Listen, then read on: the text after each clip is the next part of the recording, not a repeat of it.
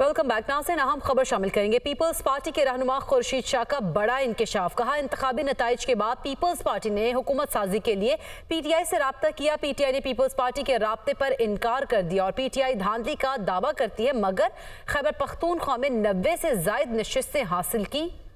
क्या वहां पर भी धांधली हुई है? मुस्लिम लीग नून की सपोर्ट बगैर किसी लालच के कर रहे हैं। मुस्लिम लीग नून को वजीर आजम का वोट भी देंगे और कानून साजी में भी साथ देंगे। चेयरमैन सेनेट के लिए अनवर काकड़ का फैसला नहीं हुआ। अभी तक यूसुफ रजा गिलानी चेयरमैन सेनेट के उम्मीदवार हैं। वो कराची में मीडिया से गुफ्तगू कर रहे थे। जो है वो उसको पूरा राइट दिया गया और वो ये प्रॉब्लम खामखा हो रहा है। मैं एक सवाल पूछता हूँ आपसे कि खैबर पख्तूनख्वा में 113 सीटों में से 92 सीटें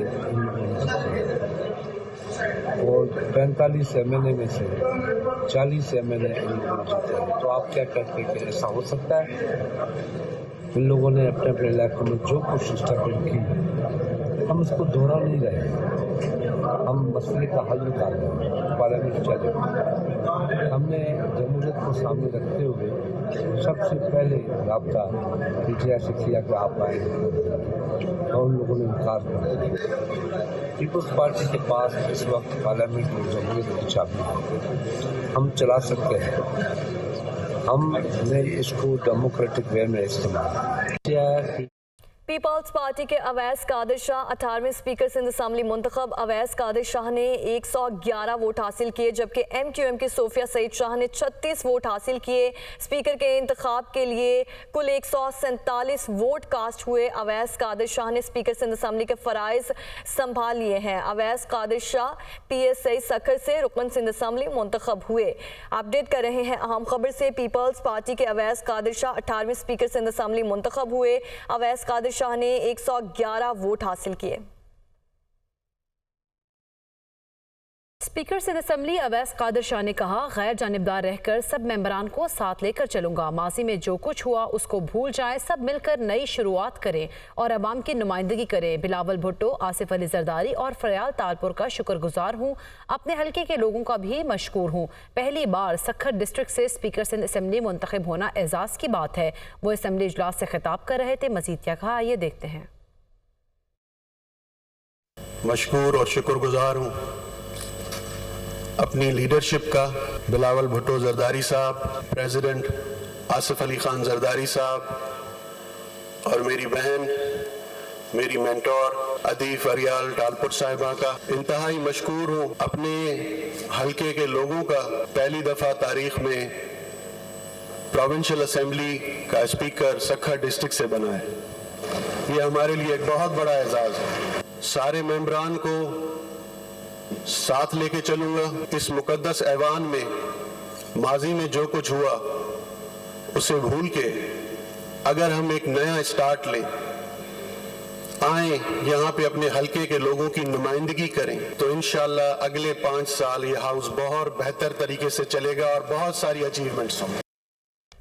दूसरी जानिब सिंध असम्बली में डिप्टी स्पीकर के इंतखाब के लिए वोटिंग का अमल जारी। पीपल्स पार्टी के एंथनी नवीद और MQM के राशिद खान मद्दे मुकाबिल हैं। अपडेट कर रहे हैं अहम खबर से। सिंध असम्बली में डिप्टी स्पीकर के इंतखाब के लिए वोटिंग का अमल जारी है।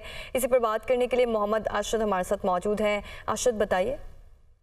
जी बिल्कुल, देखें, पीपल्स पार्टी के नामजद करदा अवैस कादिर शाह जो कि स्पीकर के लिए नामजद थे, वो तो मुंतखब हो चुके हैं, स्पीकर सिंध असम्बली बन चुके हैं। अब जो है डिप्टी स्पीकर सिंध असम्बली के लिए जो है वो इंतखाब का सिलसिला जो है वो जारी है। पाकिस्तान पीपल्स पार्टी की जानिब से जो है वो एंथनी नवीद जो है वो नामजद उम्मीदवार हैं डिप्टी स्पीकर के लिए, जबकि MKM की जानिब से राशिद खान जो है वो नामजद उम्मीदवार हैं डिप्टी स्पीकर के लिए। इस वक्त जो है आधे से ज्यादा तकरीबन 147 अरकान ने जो थे वो वोट कास्ट करना है, जिसमें से तकरीबन 100 के करीब अरकान जो है वो वोट कास्ट कर चुके हैं, जबकि दीगर अरकान भी बारी बारी अपना वोट जो है वो कास्ट कर रहे हैं। डिप्टी स्पीकर सिंध असम्बली में के इंतखाब में 111 वोट अवैस कादिर शाह हासिल करने में कामयाब हुए थे, क्योंकि गुज़िश्ता रोज जब हल बर्दारी हुई थी तो उसमें 147 अरकान ने हल किया था, जिसमें 111 अरकान जो थे का ताल्लुक पाकिस्तान पीपल्स पार्टी से था, जबकि 36 अरकान का ताल्लुक MKM से था। तो जो आज जो वोटिंग हुई इसमें MKM के 36 अरकान के वोट जो थे वो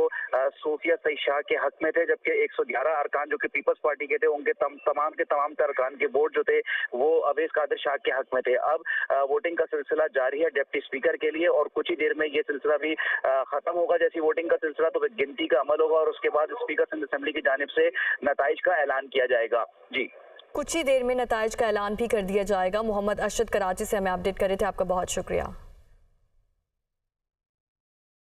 सिंध असम्बली के मजीद 10 अराकीन ने हल्फ उठा लिया है। 9 आज़ाद अराकीन और जमात इस्लामी के एक रुकन ने हल्फ उठाया। जमात इस्लामी के मोहम्मद फारूक ने हल्फ ले लिया है। पीपल्स पार्टी और GDA के 3 अराकीन ने हल्फ नहीं लिया। सिंध असम्बली में हल्फ लेने वाले अराकीन की मजमूई तादाद 157 हो गई। गुज़िश्ता रोज़ 147 अराकीन सिंध असम्बली ने हल्फ उठाया था।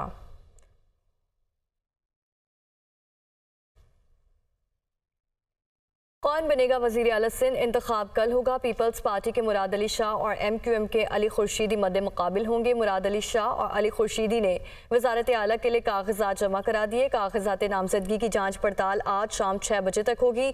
स्पीकर सिंध असम्बली अवैस कादिर शाह की जानिब से ये कहा गया है कौन बनेगा वज़ीर आला सिंध, इंतखाब कल होगा और पीपल्स पार्टी के मुराद अली शाह जबकि MQM के अली खुर्शीदी मद्दे मुकाबिल होंगे। और मुराद अली शाह और अली खुर्शीदी ने वज़ारत आला के लिए अपने नॉमिनेशन पेपर्स जमा करा दिए हैं, जबकि नॉमिनेशन पेपर्स की जांच पड़ताल आज शाम 6 बजे तक होगी। स्पीकर सिंध असम्बली अवैस कादिर शाह की जानिब से ये कहा गया है इंतखाबात कल होंगे। कौन बनेगा वज़ीर आला सिंध? और पीपल्स पार्टी के मुराद अली शाह और MQM के अली खुर्शीदी इसमें मद्दे मुकाबिल हैं, जबकि नॉमिनेशन पेपर्स भी जमा करवा दिए गए हैं मुराद अली शाह और अली खुर्शीदी की जानिब से। नामजद वज़ीर आला सिंध मुराद अली शाह ने कहा कराची पर मुश्किल वक्त गुजरा है, दहशतगर्दी ने दोबारा जन्म लिया। आने वाली हुकूमतों के लिए दहशतगर्दी का मुकाबला चैलेंज होगा। सूबे की बेहतरी के लिए किरदार अदा करेंगे। वो सिंध असम्बली में खिताब कर रहे थे। मजीद क्या कहा ये देखते हैं। जिन मेंबर्स ने वोट उठाया है उन सबको पाकिस्तान पीपल्स पार्टी की तरफ से वेलकम भी करना चाहता हूँ। पिछले 5 महीने में हमारा मुल्क काफ़ी एक मुश्किल दौर से गुजरा है। ख़ास तौर पे टेररिज्म, दहशतगर्दी दोबारा उसने जन्म लिया और ये एक बड़ा चैलेंज होगा आने वाली हुकूमतों के लिए कि इन दहशतगर्दों से मुकाबला करें, उन्हें जहन्नुम रसीद करें। और पंजाब में भी वज़ारत आला की दौड़, इंतखाब कल होगा। मुस्लिम लीग नून की जानिब से वज़ारत आला पंजाब के लिए मरियम नवाज उम्मीदवार, सुन्नी इत्तेहाद काउंसिल ने उम्मीदवार तब्दील कर लिया। मियाँ असलम इकबाल आउट हो चुके हैं, जबकि राना आफ्ताब अहमद खान इन कर दिए गए हैं। कागजात नामजदगी आज शाम 5 बजे तक जमा करवाए जा सकेंगे। सेक्रेटरी असम्बली के मुताबिक वज़ीर आला पंजाब का इंतखाब बजरिया डिवीजन होगा।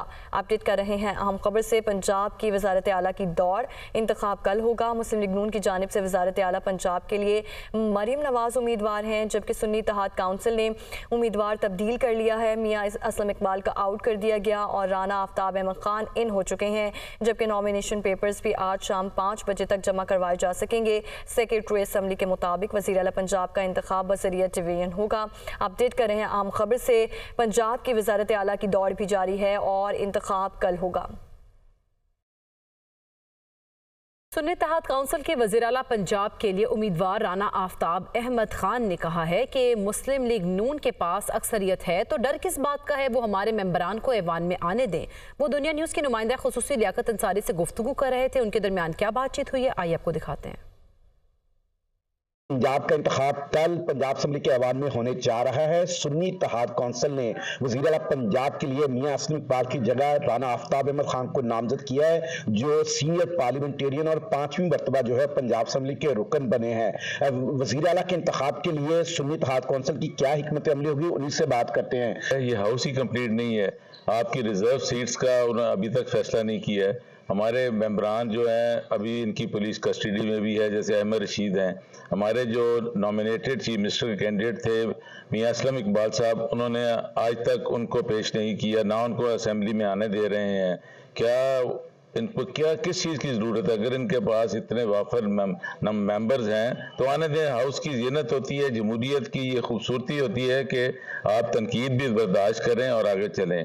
ये थे राना आफ्ताब अहमद खान, जिनका कहना था कि कल वज़ीर आला के इंतखाब में उनका एक भरपूर नंबर जो है वो वोटिंग में डिवीजन में सामने आएगा कि वो वोट का जो हक इस्तेमाल करेंगे। उनकी ये इस्तदा है कि स्पीकर साहब जो हैं वो अहमद रशीद भट्टी जो पुलिस की एक गिरफ्तार हैं, पहले उनको हलफ के लिए ऐवान में बुलाएं। जी। दूसरी जानिब मुस्लिम लीग नून के रहनुमा अयाज सादिक ने कहा, पाकिस्तान के मफाद में एक होना होगा। सियासी कैदी अच्छे नहीं लगते, किसी से बदला नहीं लेना चाहते। मुल्क में मौशी इस्तेहकाम के लिए सियासी इस्तेहकाम बहुत ज़रूरी है। इंशाअल्लाह शहबाज शरीफ वज़ीर आज़म पाकिस्तान होंगे। पाकिस्तान अब नुकसान नहीं उठा सकता और मैं पहले भी ये कहता रहा और मैं अब भी कहूँगा, मेरी ख्वाहिश ये है और साद भाई की भी ख्वाहिश यही होगी और शायद सब जमातों की ख्वाहिश यही होगी कि मिल बैठ के जो पाकिस्तान के मुफाद की चीज़ें हैं उसके ऊपर एक हो जाएं। हम कोशिश ये ज़रूर करेंगे कि दिलों में नरमी पैदा करें, गुस्से, झूठ और दूसरों को इल्ज़ाम तराशी के बजाय हम सबको जोड़ें। सियासी कैदी कोई अच्छे नहीं लगते। अगर किसी को सियासी कैदी मुस्लिम लीग नून ने बनाना तो मैं यकीन से कह सकता हूं कि हमारी ये सोच नहीं है। ना हम किसी से को बदला लेना चाहते हैं, ना हम उन चीज़ों पे चलना चाहते हैं जो 2018 से लेकर 2022 में देखा गया। नामजद वज़ीर आला खैबर पख्तूनख्वा अली अमीन गंडापुर ने कहा, पार्टी में कौन नज़रियाती था और कौन ज़रूरियाती। मुश्किल हालात ने पार्टी के मुखलिस और मफाद परस्तों की शनाख्त कराई। हल्फ लेने के बाद बानी PTI से नामों की हतमी मंजूरी ली जाएगी। कारकर्दगी की बुनियाद पर बानी PTI जिम्मेदारियाँ देंगे। वो दुनिया न्यूज़ से खुसूसी गुफ्तगू कर रहे थे, आइए आपको भी दिखाते हैं। लेकिन ये कि मेरिट की बुनियाद पे होगा, नए पुराने से फ़र्क नहीं पड़ता है, असल चीज़ मेरिट है। तो इंशाल्लाह हमारे तो माशाल्लाह नए बहुत ज़्यादा है, 55% अबाउट जो है हमारे नए लोग हैं, क्योंकि इन हालात में हमें जो एक फ़ायदा मैं समझता हूँ हुआ है, क्योंकि अल्लाह ताला हमारा ईमान है, हमारी कहते हैं मुसलमान के जो भी काम होता है उसे बेहतरी होती है। तो शुक्र है पता चल गया कि हमारी पार्टी में बहुत से ऐसे लोग थे जो मफाद परस्त थे, लोटे थे, मफाद परस्त थे, बुज़दिल थे और ज़रूरियाती थे, नज़रियाती नहीं थे। तो अल्हम्दुलिल्लाह दफ़ा हो गए हैं, जान छूट गई है। अब जो है सही लोग आ गए हैं, तो उसमें नए भी हैं, पुराने जो हैं वो भी जो खड़े रहे हैं वो भी हैं। अभी अहम खबर शामिल करें। बलोचिस्तान असम्बली के इजलास 28 फरवरी को दोपहर 3 बजे तलब कर लिया गया। स्पीकर नौ मुंतखब अरकान असम्बली से हल्फ लेंगे। खैबर पख्तूनख्वा असम्बली का इजलास भी 28 फरवरी को तलब। गवर्नर ने समरी पर दस्तखत कर दिए हैं। अपडेट कर रहे हैं अहम खबर से। बलोचिस्तान असम्बली का इजलास 28 फरवरी को दोपहर 3 बजे तलब कर लिया गया है। स्पीकर नौ मुंतखब अरकान असम्बली से हल्फ लेंगे, जबकि खैबर पख्तूनख्वा असम्बली का इजलास भी 28 फरवरी को तलब। इंजीनियर अमीर मकाम की ज़ेर सदारत मुस्लिम लीग नून खैबर पख्तूनख्वा की पार्लिमानी पार्टी का इजलास में मुस्लिम लीग नून के खैबर पख्तूनख्वा से तमाम नौमुंतखब 9 अरकान की शिरकत। खैबर पख्तूनख्वा में मुस्लिम लीग नून दूसरी जमात के साथ मिलकर अपोजिशन का किरदार अदा करेगी। मुस्लिम लीग नून खैबर पख्तूनख्वा के अवाम के मसाइल को उजागर करेगी।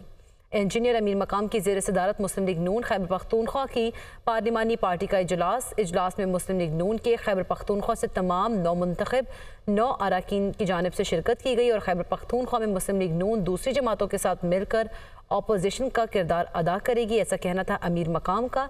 उन्होंने ये भी कहा कि मुस्लिम लीग नून खैबर पख्तूनख्वा के अवाम के मसाइल को उजागर करेगी।